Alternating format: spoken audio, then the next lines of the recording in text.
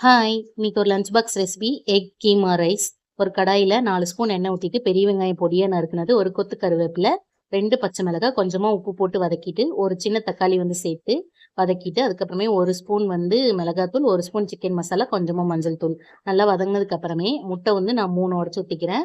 உங்களுக்கு வேணுனா எக்ஸ்ட்ராவா உடைச்சு ஊத்திக்கலாம். இது 2 இன் 1 செய்ய போறோம். இது செஞ்சு நல்லா வெந்து வந்ததுக்கப்புறம் கொத்தமல்லி தழை தூவி இறக்கிட்டு பாதி எடுத்து வச்சுக்கலாம். இது பொரியலாவும் யூஸ் பண்ணிக்கலாம். ரைஸ் போட்டு கிளறுனோம்னா, டிஃபன் பாக்ஸ்க்கும் குடுத்துரலாம். அதனால பாதி நான் எடுத்து வச்சுட்டேன்.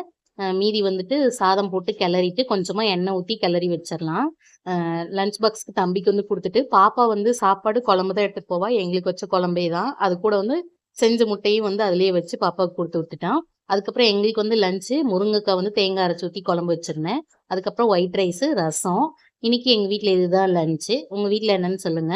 வீடியோ பிடிச்சா சேனல் சப்ஸ்கிரைப் பண்ணுங்க. பாய்.